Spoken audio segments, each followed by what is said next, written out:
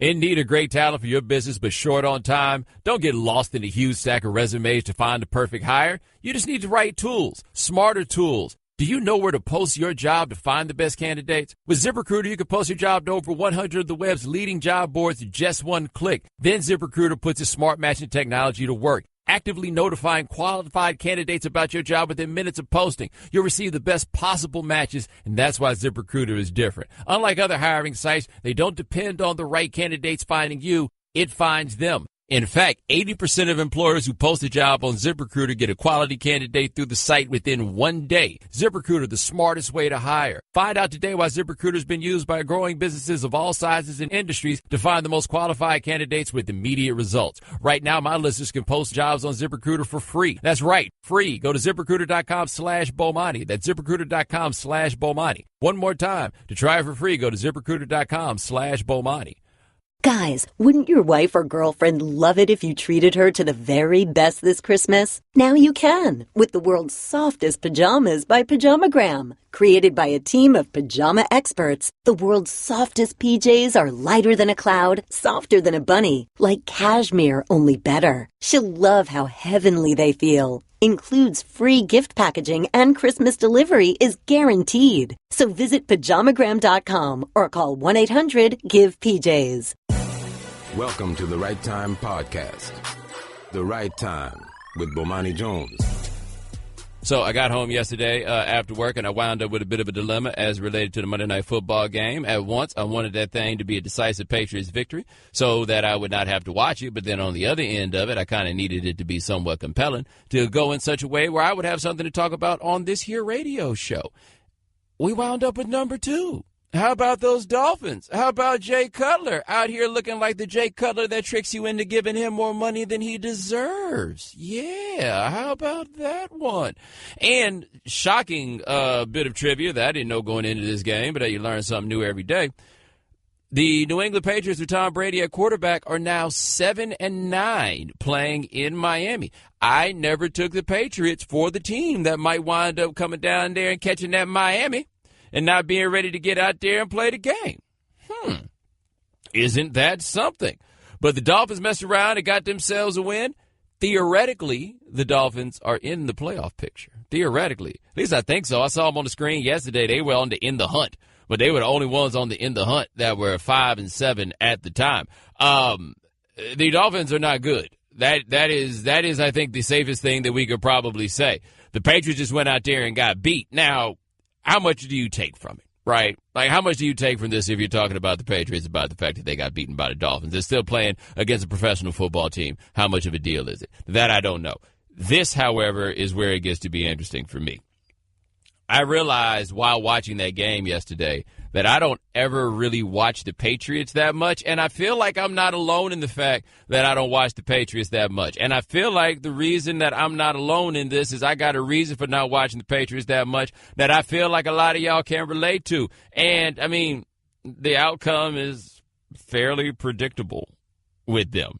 They're going to play somebody. They're going to beat them. It's going to be machine-like. Like, I typically see the Patriots playing against anybody in the AFC East, and that winds up not being worth my time, right? It's just not, because you know how the outcome is going to go. This one I happen to watch, and I realize I don't watch the Patriots play very much because they were out there naming them dudes on the defense, and I didn't know who any of them were. Did y'all see that dude that was going ham on the sideline with a super-duper motivational speech? I have no idea who that dude is. They say he gave some motivational speech during the Super Bowl or at halftime of the Super Bowl, whenever it was during the Super Bowl. And I'm looking at him like, who gave you the audacity to talk to people like that? Whatever your name is. Let me see if I can get it in the box score and see if I can find what this dude. Oh, Derod Harmon. Shannon, you ever heard of him? The first time for everything, Bo. Okay, he another guy on the Patriots who went to Rutgers. Did you know that Derod Harmon has played for 5 years in the NFL? 5 years, all of them with the New England Patriots. Who knew? Wait, he's been with the Patriots for 5 years? He plays every game, but first year he played 15 games, 16, 16, 16, and so far he's played every game this year. I have never heard of him, and I guess that's why he gets to get in there and holler at people at halftime, but I feel very confident that after he hollered at them cats at halftime, somebody, when they got done, was like, bro, do you know his name? I've been trying to figure this out for the longest. Like, that's got to happen with football teams, right? You know, you had to do it at the office whose name you don't actually know, and you just always wind up playing it off? Or maybe it wasn't at the office. Shannon, did you have that guy in the dorm? Because I feel like we had a bunch of those dudes in the dorm where I'd dap him up if I saw him right now, and I ain't never known that dude's name. Oh, no, you would give him the head nod, and if you dapped him, it was good. You good? All right. Yep, you give him a nickname.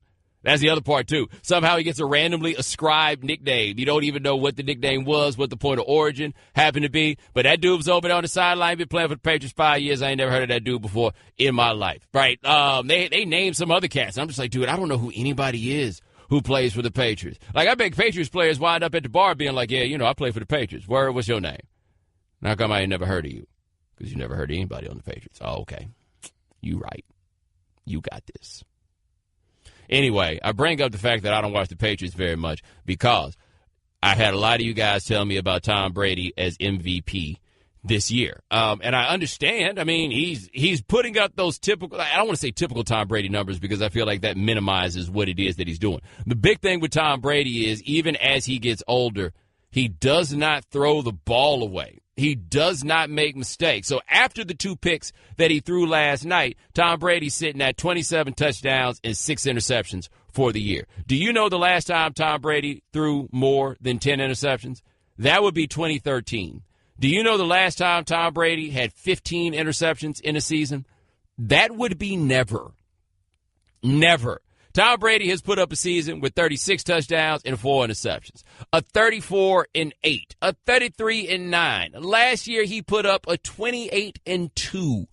He's not throwing the ball to the other team. It is a very impressive skill for you to have. Brady's putting up huge numbers. That being said, I can't be the only person that watched Tom Brady play last night and was like, oh, boy, that ball does not have a lot of oomph on it today. I felt like both of those interceptions he threw were a matter of a man throwing a pass that he thought he had more arm for than he actually did. Like, my concern with Brady has been, as it's gone through the years, and look, they managed to win Super Bowls, right? Like, they won that Super Bowl against the Falcons, though I still contend Brady didn't play well until the Falcons' defense wound up being gassed. You can go back and look at it. I don't feel like that's a really bold proclamation that I would be making. But, man, them passes were coming up short. And I don't watch Tom Brady enough to say whether or not this is what it's looked like. I do feel like whenever I watch Tom Brady play, though, I hear everybody talk about how great he is and how he hasn't lost anything. I mean, he's lost something. It's crazy and ridiculous for you to expect Tom Brady to be in, what is this now, year 18 of his career, and to think that he has not lost anything. Of course he's going to lose something, man. I don't care what his little quote-unquote doctor is out here talking about, right? I don't care how much of that sweat water he's out here dripping, man. You're not going to be drinking. You're not going to be the same dude after year 18. But, man, them balls were fluttering out there. Like, I don't feel like watching the Patriots that they're just one of these teams, no matter how well they play in the regular season. I don't feel like they're just one of those teams that nobody can beat. Like, they're going to play this game against the Steelers. What's it, Monday night this week, Shannon? Were they going to play against the Steelers, or are they going to play it on Sunday? Yeah, they play Sunday. They play Sunday? All right. I don't feel like this is a game. I think Joe Hayden's going to try to play in the course of this game. I don't feel like this is a game that, like, the Steelers should walk into feeling any level of fear. Like, I don't know if we can get this done, in spite of the fact that the Patriots have been cooking them every time they've played, seemingly for my entire adult life. I don't feel like this is one of those. I just don't. So Brady came out there, and he did not have a good game. I think if I had to point at anybody, it would probably be him, especially if you're going to make the decision, you the Patriots, that you're only going to run the ball 10 times. Whole game, 10 times. That's all they were going to do. Luckily, I'm already out of the fantasy playoffs, so what they did to Deion Lewis doesn't really matter that much to me. Nope. I'm just in the consolation bracket. Well, there's one factor in regards to the Patriots and Brady last night that we have to discuss, and that's not having Gronkowski, right? Yeah, well, there's that, right? We have the fact that they did not have Gronk. Like, we got more to that. To me, though, I think there's a more interesting question, which is not so much about the fact that they did not have Gronk, but the fact that they did have Dwayne Allen. And I thought that the reason that they got Dwayne Allen is you have to reasonably assume that you're going to wind up in a situation where you do not have Gronk, right? No matter what the season's going to be. So you figure, okay, let's get another tight end who's not Gronk, but who can do somewhat dynamic things, and we go from there. Martellus Bennett was that guy for them last year. Dwayne Allen was a guy that we were a lot happier about when he was younger, and you thought that he could be that dude. Dwayne Allen gave them nothing. But this is where I'm confused on it. I didn't feel like watching that game that the problems that Tom Brady were having were because Rob Gronkowski was not there. I just thought he didn't play well. Like, that's what I thought they had. I just thought he did not play well. So maybe if Gronk's there, he plays better, I suppose. But like the ball that he underthrew to Cooks that wound up being that one pick, hey man, I don't feel like Gronk was going to be the one to create a solution there. Like, nah, Gronk actually going to go back there and throw the ball 4 times and it's going to go a little bit farther. No. I don't think that's what it was. The Right Time with Bomani Jones.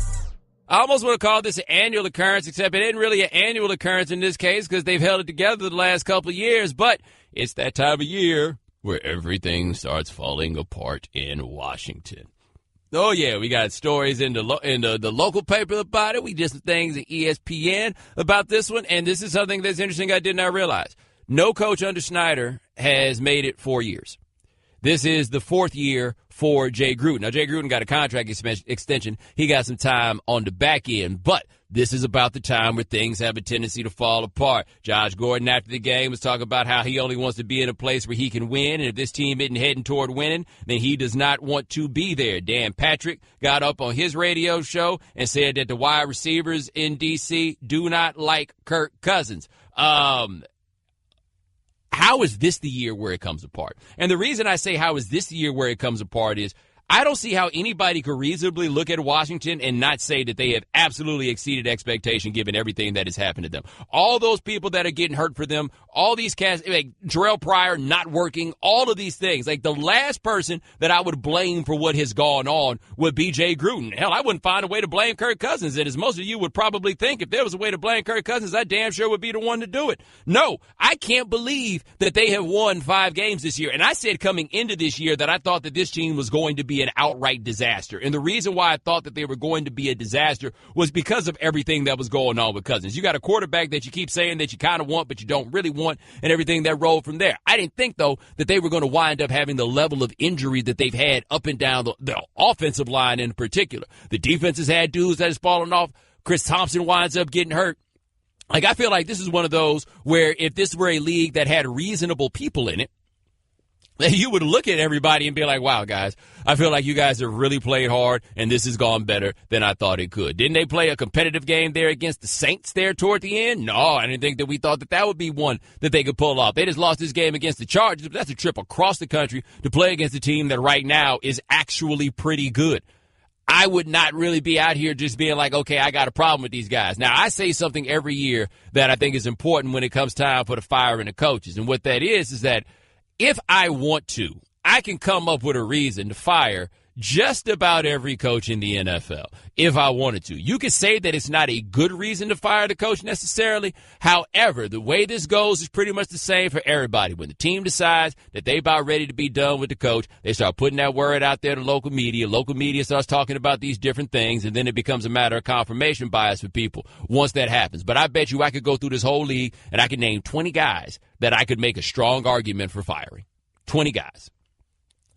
Dude, the last 3 years, Jay Gruden hasn't been one of them. And I don't think that Jay Gruden is a great head coach. I think that Jay Gruden is a great offensive mind. When you consider the fact that he coached a 30-plus touchdown season out of Andy Dalton and what he's gotten out of Kirk Cousins the last 2 years and change, yeah. I think that as a offense, like Jay Gruden might be, honestly, the offensive mind that we believe his brother to be. That doesn't mean I want him to be the head coach necessarily, but I do think that fact exists. But I don't think that you can look at what this team has been and been like, yeah, the problem this year has been the head coach. Now, if you wanted to blame somebody on the staff, maybe the person that you wind up blaming is the trainer, right? Strength coach, whoever it is that's responsible for all these cats out here getting this buyout and getting hurt.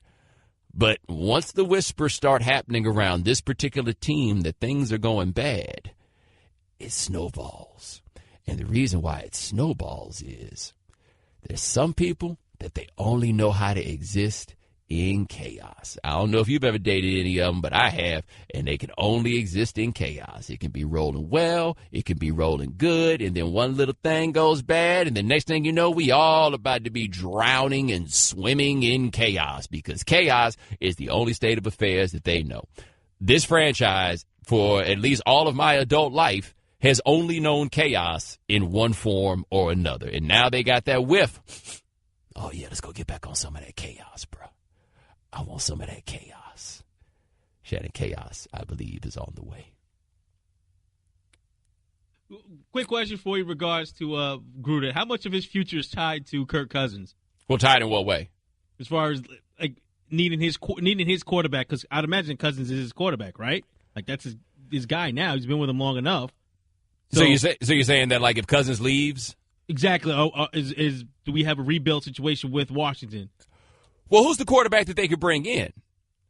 Like that is the question I think that they have to have an answer to, and clearly they haven't been able to answer this question in like 2 years and change. My thought on them coming into this season was if they were going to franchise tag Kirk Cousins again, they needed to take a quarterback in the first round. And the reason that they needed to take a quarterback in the first round is they weren't going to be able to afford to bring him back on a $30 million contract or whatever it is. So the question for me is, if Cousins leaves, and I mean they can't be dumb enough to franchise him again, right? If he leaves, who do you wind up bringing in? And so we were talking about this during the break. Do you pay Kirk Cousins $30 million a year, or do you take a one-year flyer on Eli Manning and draft his replacement?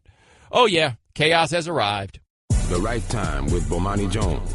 All guests join us on the Shell Pennzoil Performance Line, just like our next guest. He's the man in charge of FootballOutsiders.com. He's an insider for us here at ESPN. His name is Aaron Schatz. All right, Aaron, the Eagles have lost Carson Wentz, though they did not lose that game. With that in mind, who do you have now as your favorite in the NFC? Well, believe it or not, I still have the Eagles as the favorite to win the NFC. That doesn't mean they're the best team, but home field advantage matters, and they've pretty much got the number one seed locked up at this point. I mean, not only do they have the one-game lead on Minnesota, 2 games on every other team, they've got the head-to-head win against the Rams. They pretty much clinched the shared opponent tiebreaker against Minnesota and New Orleans. So it looks like the road to the Super Bowl in the NFC goes through Philadelphia, and that makes life easier on the Eagles even without Wentz. It doesn't mean they're prohibitive favorites, but it does mean they're slight favorites. Now, where are you on Nick Foles and what to expect? Well, I think that Nick Foles may be the best backup quarterback on any of the contenders. Teddy Bridgewater is the other guy who I think would compete for that title. I mean, he's no Wentz, but he's also not Landry Jones. And if I can just disagree with Tim Hasselbeck for a second from the Sports Center there, when Nick Foles was in Philadelphia the first time, that was Chip Kelly's offense. They ran plenty of zone reads with him. They've run zone read with a lot of quarterbacks in the NFL. You wouldn't expect them to, like Andy. Indeed, a great talent for your business, but short on time. Don't get lost in a huge stack of resumes to find the perfect hire. You just need the right tools, smarter tools. Do you know where to post your job to find the best candidates? With ZipRecruiter, you can post your job to over 100 of the web's leading job boards in just one click. Then ZipRecruiter puts its smart matching technology to work, actively notifying qualified candidates about your job within minutes of posting. You'll receive the best possible matches, and that's why ZipRecruiter is different. Unlike other hiring sites, they don't depend on the right candidates finding you. It finds them. In fact, 80% of employers who post a job on ZipRecruiter get a quality candidate through the site within 1 day. ZipRecruiter, the smartest way to hire. Find out today why ZipRecruiter has been used by growing businesses of all sizes and industries to find the most qualified candidates with immediate results. Right now, my listeners can post jobs on ZipRecruiter for free. That's right, free. Go to ZipRecruiter.com/Bomani. That's ZipRecruiter.com/Bomani. One more time. To try it for free, go to ZipRecruiter.com/Bomani. Guys, wouldn't your wife or girlfriend love it if you treated her to the very best this Christmas? Now you can, with the world's softest pajamas by Pajamagram. Created by a team of pajama experts, the world's softest PJs are lighter than a cloud, softer than a bunny, like cashmere, only better. She'll love how heavenly they feel. Includes free gift packaging and Christmas delivery is guaranteed. So visit pajamagram.com or call 1-800-GIVE-PJs. Welcome to the Right Time Podcast. The Right Time with Bomani Jones. So I got home yesterday after work, and I wound up with a bit of a dilemma as related to the Monday Night Football game. At once, I wanted that thing to be a decisive Patriots victory so that I would not have to watch it. But then on the other end of it, I kind of needed it to be somewhat compelling to go in such a way where I would have something to talk about on this here radio show. We wound up with number 2. How about those Dolphins? How about Jay Cutler out here looking like the Jay Cutler that tricks you into giving him more money than he deserves? Yeah, how about that one? And shocking bit of trivia that I didn't know going into this game, but you learn something new every day. The New England Patriots with Tom Brady at quarterback are now 7-9 playing in Miami. I never took the Patriots for the team that might wind up coming down there and catching that Miami and not being ready to get out there and play the game. Isn't that something? But the Dolphins messed around and got themselves a win. theoretically, the Dolphins are in the playoff picture. Theoretically. At least I think so. I saw them on the screen yesterday. They were on the in the hunt, but they were the only ones on the in the hunt that were 5-7 at the time. The Dolphins are not good. That is, I think, the safest thing that we could probably say. The Patriots just went out there and got beat. Now, how much do you take from it, right? Like, how much do you take from this if you're talking about the Patriots, about the fact that they got beaten by the Dolphins? They're still playing against a professional football team. How much of a deal is it? That I don't know. This, however, is where it gets to be interesting for me. I realized while watching that game yesterday that I don't ever really watch the Patriots that much, and I feel like I'm not alone in the fact that I don't watch the Patriots that much. And I feel like the reason that I'm not alone in this is I got a reason for not watching the Patriots that much that I feel like a lot of y'all can relate to. And, I mean, the outcome is fairly predictable with them.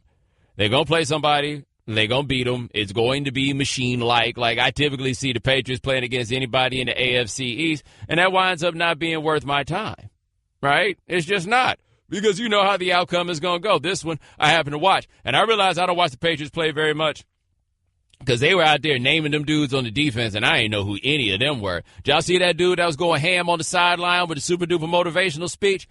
I have no idea who that dude is. They say he gave some motivational speech during the Super Bowl or at halftime of the Super Bowl, whenever it was during the Super Bowl. And I'm looking at him like, who gave you the audacity to talk to people like that? Whatever your name is. Let me see if I can get it in the box score and see if I can find what this dude. Oh, Derod Harmon. Shannon, you ever heard of him?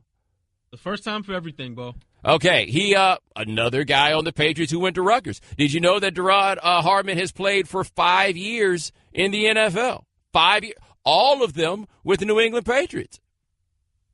Who knew? Wait, he's been with the Patriots for 5 years? He plays every game, but first year he played 15 games, 16, 16, 16, and so far he's played every game this year. I have never heard of him, and I guess that's why he gets to get in there and holler at people at halftime, but I feel very confident that after he hollered at them cats at halftime, somebody, when they got done, was like, bro, do you know his name? I've been trying to figure this out for the longest. Like, that's got to happen with football teams, right? You know, you had to do it at the office whose name you don't actually know, and you just always wind up playing it off. Or maybe it wasn't at the office. Shannon, did you have that guy in the dorm? Because I feel like we had a bunch of those dudes in the dorm where I'd dap him up if I saw him right now, and I ain't never known that dude's name. Oh, no, you would give him the head nod, and if you dapped him, it was good. You good? All right. Yep, you give him a nickname.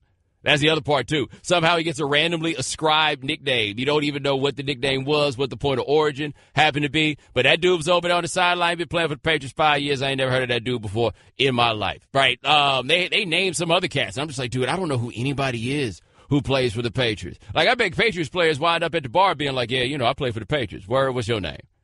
And how come I ain't never heard of you? Because you never heard of anybody on the Patriots. Oh, okay. You right. You got this.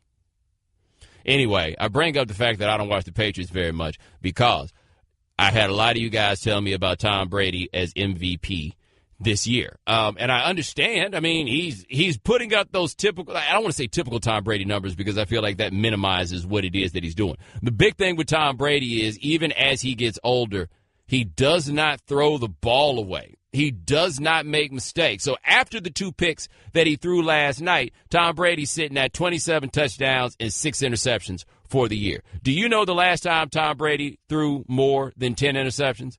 That would be 2013. Do you know the last time Tom Brady had 15 interceptions in a season? That would be never. Never. Tom Brady has put up a season with 36 touchdowns and 4 interceptions, a 34-8, a 33-9. Last year, he put up a 28-2. He's not throwing the ball to the other team. It is a very impressive skill for you to have. Brady's putting up huge numbers.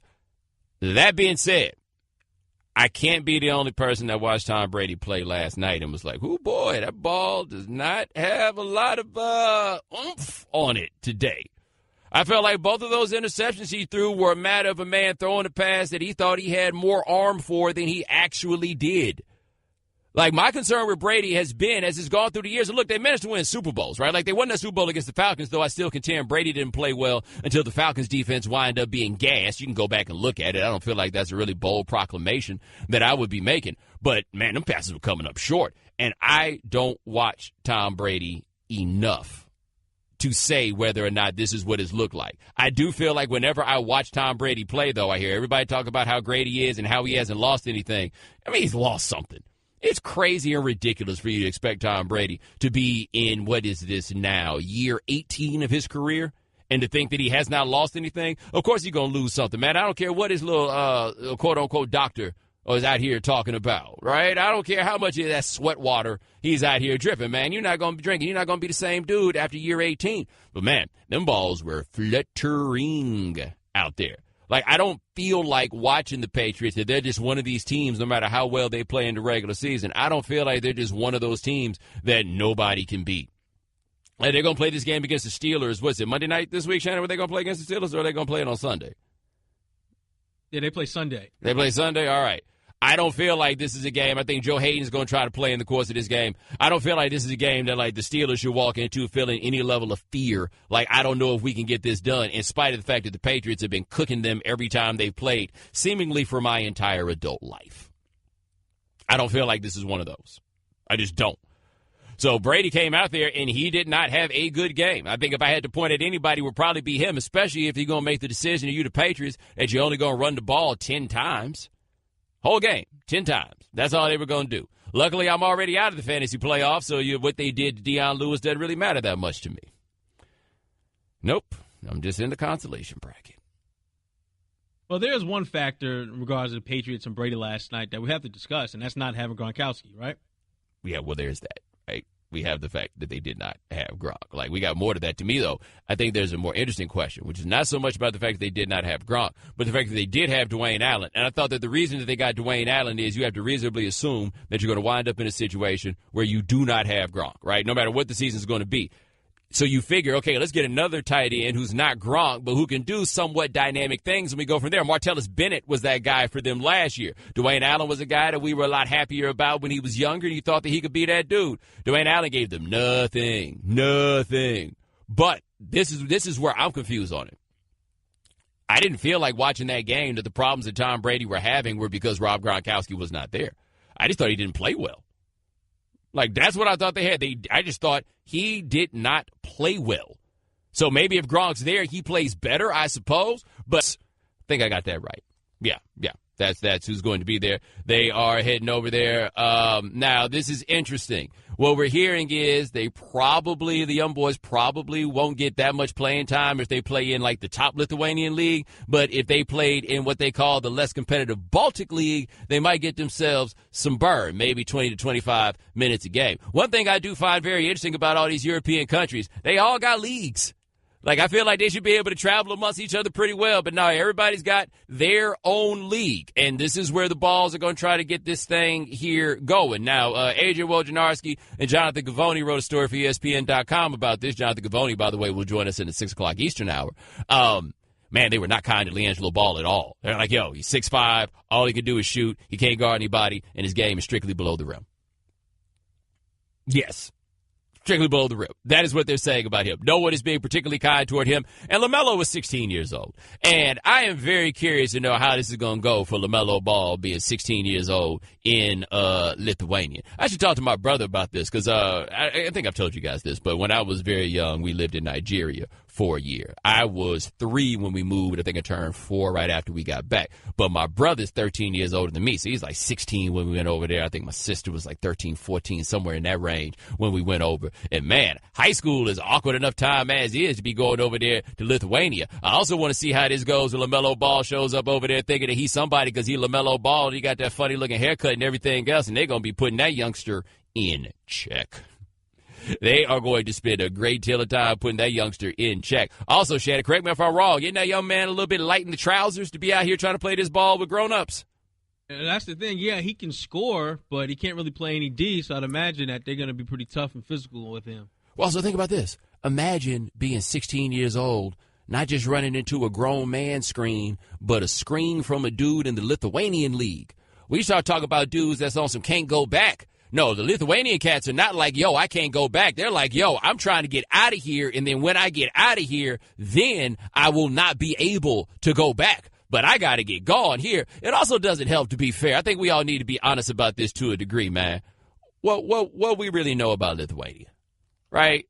Like what do we really know about Lithuania? I don't know very much about Lithuania. And one thing I've come to find about myself in my life that I had to be very honest about is that them Eastern Bloc countries, any country that used to be part of Russia or the Soviet Union, used to be part of the Soviet Union, or that the Soviet Union used to really get down with, all I assume when I hear about those places is like bread lines, rations, right? It's totally unfair, right? It is me being silly American who does not know very much. So who knows? Maybe, just maybe, Lithuania is beautiful.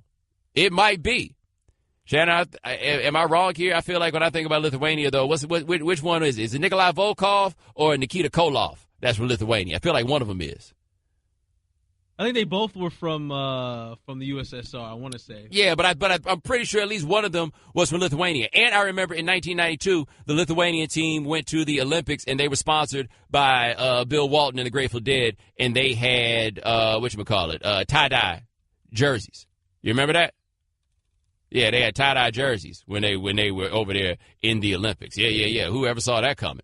No, man. I want to know. These boys, they all say that they are on board with whatever it is that their daddy comes up with. They all do. And Shannon, by the way, it seems that Nikolai Volkov is actually not Russian at all. He is from Croatia. Neither is Nikita Koloff. Where is he from? Minnesota. Really?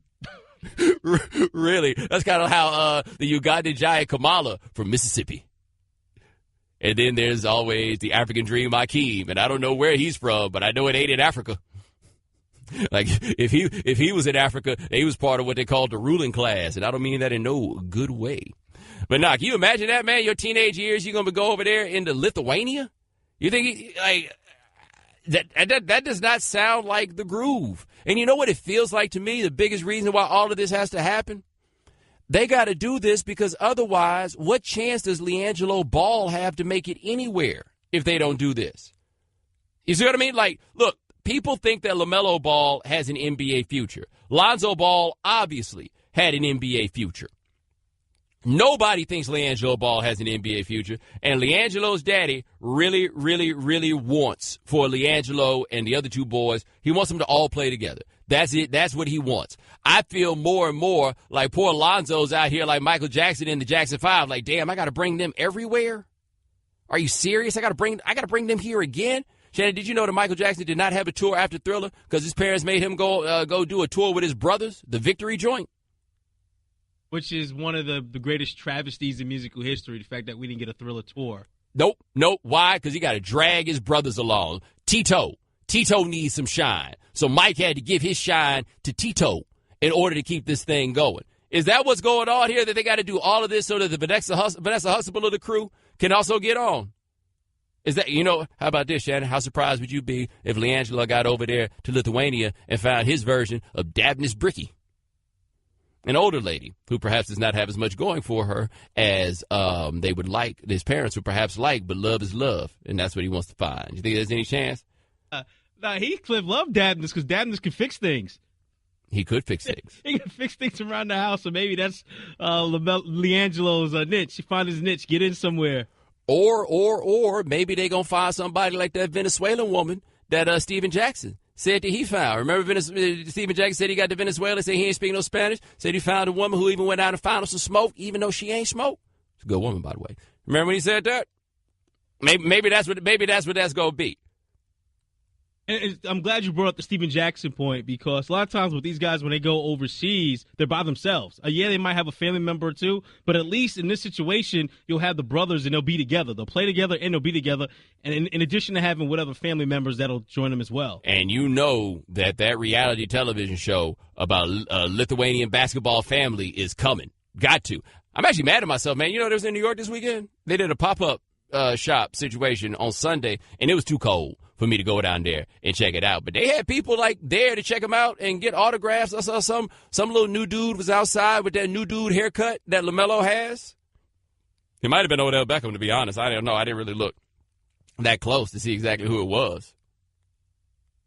I was thinking about this in regards to the whole Ball family. Now this latest tournament with the going to Lithuania, and Clinton Yates, who fills it for us here for the Undefeated, he calls it the Balls the Ball Dash-ins. And doesn't this just seem like the next episode in a reality show? Like next season, the Balls, Leandro and LaMelo, are going to Lithuania. Like Yep. it's like it's being produced almost. Yeah, but here's the other thing I think is interesting about this is if you like these guys or you're optimistic about them or you want them to do well, then you can make the argument that this is perhaps better for them than going to college. They're playing against a higher level of competition and all of that stuff. If you don't like them, then you're like, wow, you sending them boys over there to Lithuania. Has anybody answered how much money they're going to get paid while they're going over there? Because that is the part that I'm curious about. I don't know what Lithuania basketball pays. Now, it also appears that the league would like to have them there because it will give them more publicity. And I read something that said that Virginia Seskus, the head coach and general manager, has been described as the LeVar Ball of Lithuania. So that means we're going to have a Lithuanian LeVar Ball and we're going to have a Los Angeles Virginia Seskus, all that together. So how's this going to go when Mr. Seskus starts doing things that LeVar does not like? LeVar going to start acting ham about him too? Because I don't really know anything about how they do in Lithuanian basketball, but I feel like their coaches are more likely to square up with you over there. No. Lithuania, their souls have seen rivers. Ancient, dusky rivers. I don't think anybody wants any problems with that. Also, Shannon, 1,700-seat arena. 1,700-seat arena. I bet Chino Hill's got a bigger arena than that. I was doing some reading up on this and the fact that the team, they don't really have that much money and they don't really practice regularly due to poor financial situation. So what's the point? Like, I think the real value of this for them would be practice. And remember, what I read about most EuroLeague teams is they practice a lot. Like, a lot to the point of being too much. So the league doesn't have no money. They can't really practice like that. And the tickets cost about $6. Watch out. You know what that sounds like to me? Tickets only cost $6. It sounds like the kind of arena where people throw stuff at you. No. Step those ticket prices up. Let's try to get some of this riffraff up out of here, eh? The Right Time with Bomani Jones. All guests join us on the Shell Pennzoil Performance Line, just like our next guest. Check her out on ESPN. Around the horn, she's all over the place now. Her name is Ramona Shelburne. Now, Ramona, you just did a feature on Joel Embiid. How much fun is he in real life? Because I met him briefly, and I'll give him this. If nothing else, he's a hoot. He is, man. I mean, like, look, you know how there's different kinds of funny? Like, there's, like, Michelle Beadle is, like, the funniest person I know, and she's just funny, like, every second of the day, right? Like, she gets up in the morning, we're sitting in the makeup room, she's funny. I don't think Embiid's funny like that, okay? So he's kind of situationally funny. So he's super smart, really witty, always finds something interesting to say, which is the one thing that kind of drew me to the story is, like, yeah, he's funny on Twitter. He's got that internet courage, right? Which is one of my favorite lines of the story where he was like, yeah, it's all internet courage. I'm not really going out with Rihanna, right? I'm not really asking her out. I don't know what I would do if she said yes, you know. But he's just so incredibly self-aware of his place in the world and his status that, you know, for a guy who really wasn't even in this country, let alone playing basketball or speaking English 7 years ago, kind of blew me away. Well, I'm actually intrigued by you saying he didn't speak English 7 years ago because his English is amazing. Like, I thought he'd been one of those people who had been speaking it forever. Like, he is a different kind of smart dude. I think we lose sight of that in the NBA a lot, right? Just how smart a lot of these cats are. Whew. I mean, I'm going to tell you this, Bo. Like, he might be one of the smartest people I've ever met. Okay? Like, it's just, like, he said something to me. You know, as a writer, you have reasons why you're interested in the story. And, you know, of course I'm interested because he's such a good player and he's funny and compelling. But I saw him at the All-Star game last year in New Orleans. He was sitting courtside by himself. And I was like, what are you doing here? You know, you just want to sit up close and see the game or something? He goes, yeah, man, I'm just trying to have as much fun as I can before everybody turns on me. I was like, what? Why are people going to turn on you? Everybody loves you. You're funny, you know? And he goes, they turn on everybody. And I was like, that understanding of the fame cycle was incredible to me. Like, somebody at the time 22, to understand that and to understand just that's what we do in this world. We chew you up and sit you out, you know, you're hot in 1 minute and then you're not. And then how did you get that? How did you know that about us? We're talking Ramona Shelburne of ESPN here on The Right Time. And I guess I also find that interesting because at that point last year, he really hadn't played any games. Like, it was all fresh and new, but he was also still largely anonymous. Yeah. I mean, I think one of the things that you get with him is because he's a foreign player, right? And because he didn't have a long career in college, 1 year at Kansas, a lot of people didn't know what to make of him. And the Sixers didn't even know what they had, right? I mean, they knew he was good, but he didn't play his whole rookie year. He shows up and, it's a summer, I guess it's a spring, summer after his rookie year that he missed the whole time.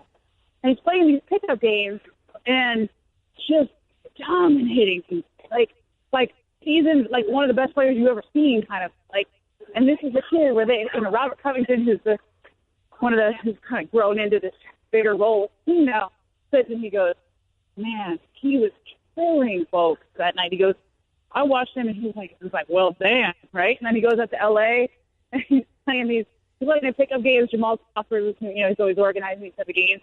And Jamal said he would offer him a max contract right then and there. That was 2 years ago. And, and we haven't got to see enough of it.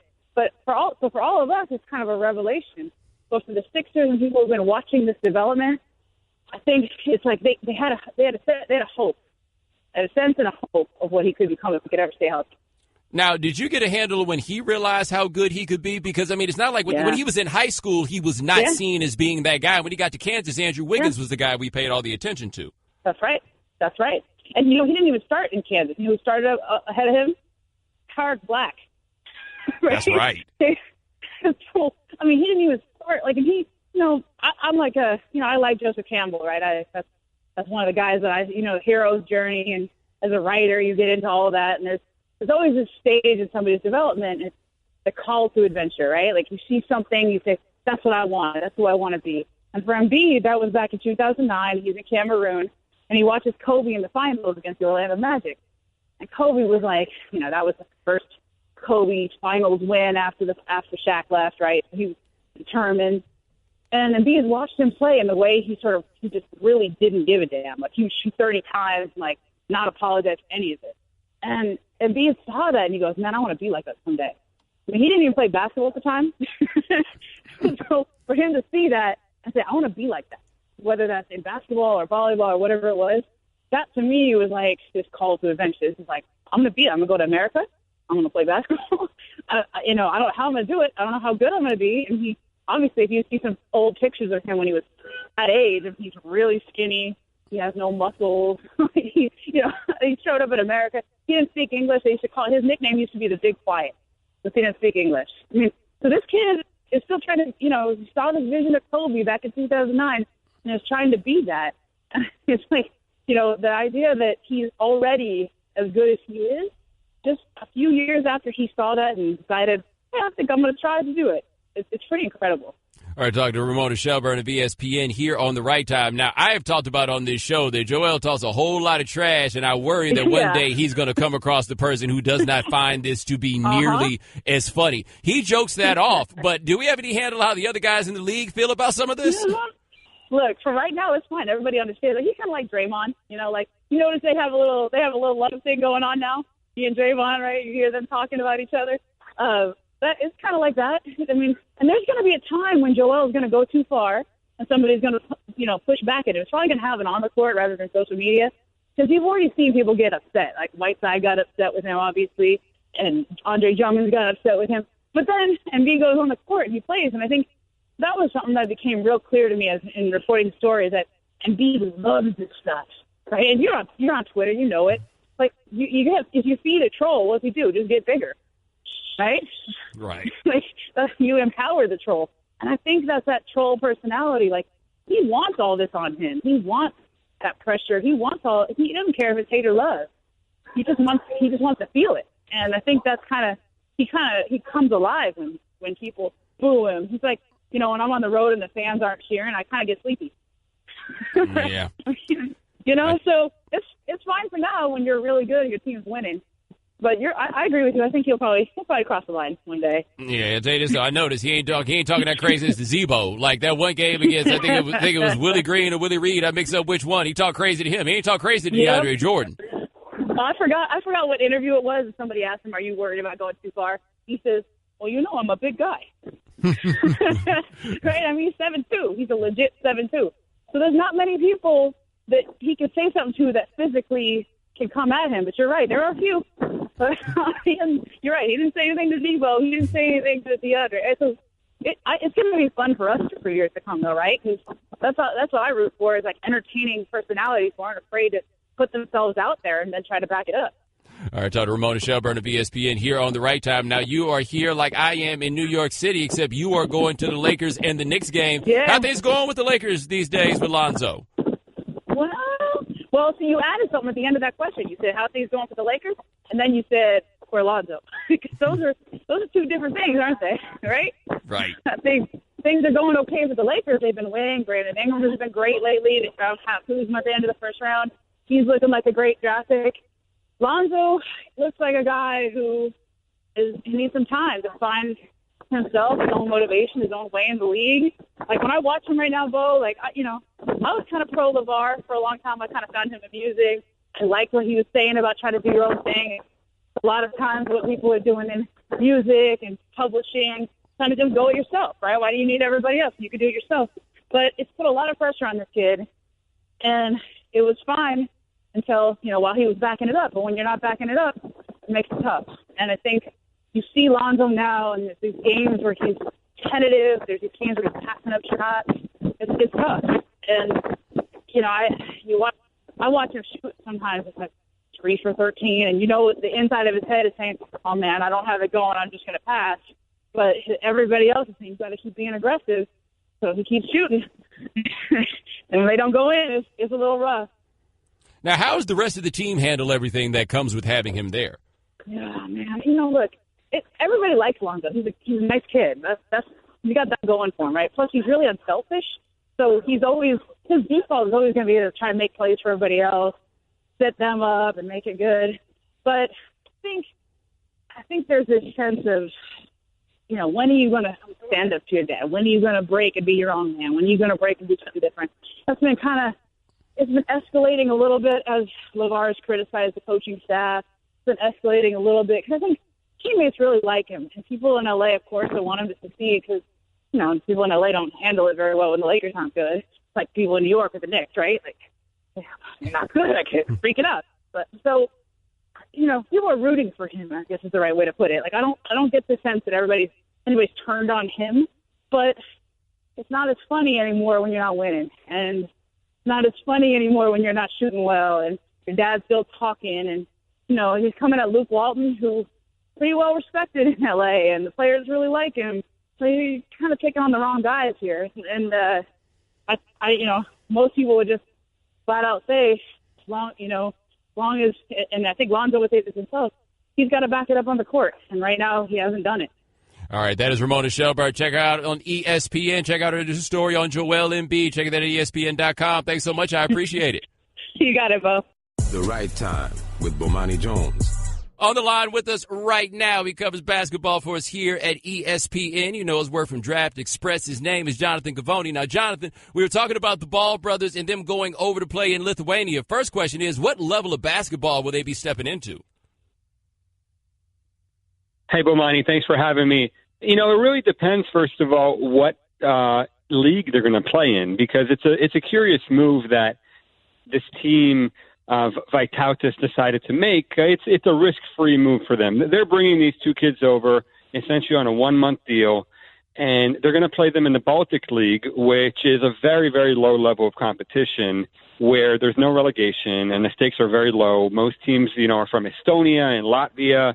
You don't even get the best teams in Lithuania playing it anymore. And, they're going to let them go out there and shoot some three-pointers and see what this drums up, see if they can make some cash off the Ball family name. And, if these guys are worth keeping around for an entire season. So we'll see if they end up playing in the Lithuanian League, which is not a great level of competition. I mean, there's one EuroLeague team, Žalgiris, which is very, very good. They've developed numerous NBA players. That would be a home run place to develop. There's Lietuvos Rytas, which is a very strong name traditionally in Lithuania, but is an absolute mess. And after that, it's not at the highest level. I mean, Lithuania is a great country in terms of basketball tradition, basketball culture. They absolutely love it. They pack the gym. They have great infrastructure, facilities, coaching. So in that regard, it's an amazing place to be a basketball player. But most of their best talents who aren't on Žalgiris end up going to other places in Europe or to the NBA if they're fortunate enough to do that. Now, knowing what you know about LaMelo and LiAngelo's games, how likely is it that they'll be able to make a mark in that league? I think it's unlikely just because of how young they are, first of all. I mean, LaMelo is talented, but he's 16 years old. That's a man's league. It's a very physical place. He's never been put in a situation like that where he's been asked to play real basketball and to pass the ball and to sit down and play defense. And that's going to be a challenge for him. In terms of LiAngelo, he was never considered a top-tier talent. He got to UCLA in a package deal with his brother, Lonzo, and he was probably considered more of a mid-major caliber recruit. It's possible that after 4 years in college, you could have developed into a guy that could have played professional basketball, maybe at a level like Vaitautas, but at 18 years old with no experience to his name, it's going to be a major challenge for him. And we're not even talking about, all the hoopla around them. The expectations are going to be sky high. We don't know how they're going to react if, they don't get 25 shots in the first game. If they don't play as many minutes as they're hoping to. And that's why, we're looking at this as a 1 month deal. And my gut is that it's going to end after a month and they're going to move on to the next, act in their reality TV show, the next stop on the circus show. All right, we're talking to Jonathan Givony of ESPN here on The Right Time. Now, LeVar Ball has these grand visions of his boys playing together and everything else, but it seems like the holdup in all these dreams is really how to bring LiAngelo along. Is that fair to say? Well, maybe LaMelo too. There's no guarantees. If you're 16 years old and you're 6'5" and you're an elite level shooter who doesn't really do anything else, there are no guarantees that you're going to play for the Lakers. There's a long ways to go. And if he had continued along a path like Lonzo was on, where he was being challenged every single day and he was playing against elite level competition and he wasn't under, this incredible spotlight of social media, all this, that's not an easy way to develop. And so that's where I think LaMelo is going to have the biggest challenge in terms of his development is, he's got a big target on him right now, and he's going to have to find a place where he can really improve because there's a lot of talented 16-year-olds who were top 10 recruits that didn't play in the NBA. I mean, there's probably thousands of them. So in terms of LiAngelo, I mean, there's nothing to discuss there. He's not going to play in the NBA, but, he can maybe carve out a career in professional basketball if he, because he can really shoot the ball and he has some size. So there's some value there. But again, what path are they going to be on to get there? All right, talking to Jonathan Givony of ESPN here on The Right Time. Now, the general question that this kind of gets us to is I often hear people who ask the question, why don't more players leave high school and then go play in Europe rather than playing college basketball? How tough of an adjustment are we talking about for guys at this age to talk about going to play overseas? Well, there isn't great upside for the teams in Europe to take an 18-year-old kid and develop him. Maybe if they're willing to come and sign a multi-year contract like guys like Brandon Jennings and Terrence Ferguson did, then, you take the lumps of them not being great as 18-year-olds and then you sell them to the NBA when they're first-round draft picks. That could be enticing because you're going to make $500,000, $600,000 off it. But it just isn't easy for any 18-year-old, I don't care how talented you are, to go and play at this level because these are men, these are serious leagues, and they're well coached, and it's physical, and it's just not easy. We see all conference players, guys that were first, second, third team, all ACC.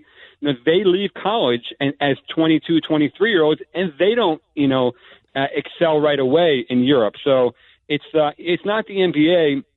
But the level, the gap isn't what it used to be 10, 15 years ago. All right, Dr. Jonathan Givony of ESPN here on The Right Time. Now, I believe I read something on the website today that you wrote, and I want to make sure I get this right, that the coach of the team they'll be playing for in Lithuania is kind of like the LeVar Ball of Lithuania. Do I have that right? Yeah, that's what my friends in Lithuania tell me, that he's got a reputation for being a little bit of a hothead. He doesn't speak much English, which is probably good for the Ball family, but lets his guys play. I mean, gives them a lot of freedom to go out and shoot 3-pointers, but will rack up technical fouls at a high rate, and was involved in an incident not all that unlike LeVar Ball, where he was ejected from a game and he got so mad he took the entire team off and didn't let them come back on. I mean, the same exact thing happened this summer, at an AAU game with LeVar. So they're going to find some common ground in that area. All right, last question for Jonathan Gaboni of ESPN here on The Right Time. What level of European basketball, I guess for LaMelo more so than LiAngelo, do you think that either of them could wind up comfortably playing at this point in their development?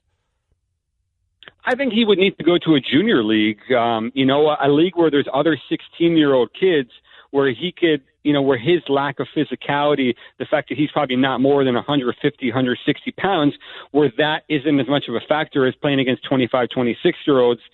He's going to have to, there's in France, for example, you have the Espoir League where, their young kids play before the senior game starts, before the actual game. And so that would be an appropriate level for him, I think. In Lithuania, they have that too. They have a junior program. So, I think that's a place where a 16-year-old like him can actually play and excel. All right, that is Jonathan Gaboni. Check him out covering basketball for us here at ESPN. My man, thanks so much. I appreciate it. Thanks for having me. The Right Time with Bomani Jones.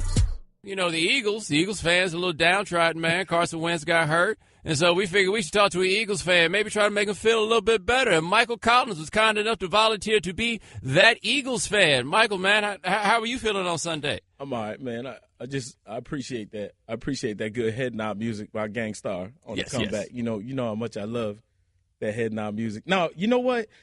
As an Eagles fan, I'm not gonna lie. There's a part of all of us that hates our own team, and the reason that we hate our team is because they give us hope. And the fact that Carson Wentz got hurt on what people forgot is that play didn't even count. It got called back because of holding. That's right. Yeah, see? I know. Why you got to be smiling when you say that?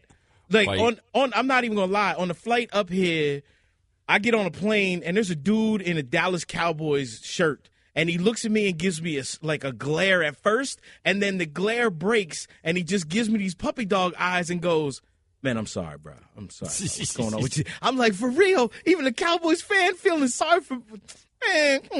Man, because this was your shot. This was your chance. Yeah, I know, man. You're not making me feel better. And Philly fans, like, this was the time. It was going to happen. Like, it happened for Cleveland. It happened for Chicago. How could it not happen for Philadelphia? All these cities that have got to celebrate after years. There's some 100 years for some cities. Like, can you imagine the party Philly would throw? Like, a team that started 9-1 has never not made it to the Super Bowl. And now we're all like, oh, yeah, like, we got a fake be behind Nick Foles. Like, there's nothing wrong with Nick Foles, right? Like, nobody's going to be like, oh, man, Nick Foles for real. We're like, oh, okay, yeah, Nick Foles, he kind of knows this. But it's almost like Eagles fans, we feel the same that we do about the 76ers, right? Like, yeah, Joel Embiid and Ben Simmons, they cool and fun. And Joel Embiid talking all this smack and stuff. Yeah. All right, how are they doing? 13-13. Okay, well, we'll just enjoy the entertainment. That's cool. This would be a good time to go get some shirts because they're on discount. Everyone was asking me about this Eagles baseball jersey because they were like, man, where you get that? Listen, if you're going to shop for your team's gear, do it when they suck because it's cheaper. So, like, I got this jersey at TJ Maxx 4 years ago when Chip Kelly was still the coach when we was thinking and he was dismantling the team for $12. That's why I love TJ Maxx. Because you can get your team's gear there, but you got shot when they stink. Did you get a Shady McCoy jersey to go with it, too? Perhaps a Deshaun Jackson? I don't even want to talk about that, man. My 8-year-old still cries when he watches the Buffalo Bills because Shady's on their team. He's mad. He's still mad. We're talking to Michael Collins of ESPN here on The Right Time. Yeah, I got to ask you this. We talked to you about all kinds of stuff, man. What do you think about LeVar sending them boys over to Lithuania? Okay, number one, you got to talk about which one. Is it lemon jello or orange jello? Who's the young one? LaMelo. LaMelo, the young one. Yeah, man. Lemon jello. That's right, because his hair matches lemon. That's right, lemon jello. Look, no matter how confident you are as a parent, and this dude, he got, like, confidence coming out of places it should not be coming out of. You sending a 16-year-old still child, right? Remember, if this guy gets charged with any kind of crimes, he's going to be charged as a child. You're sending him to Lithuania? Like, even the last dude was saying, oh, this is a physical league.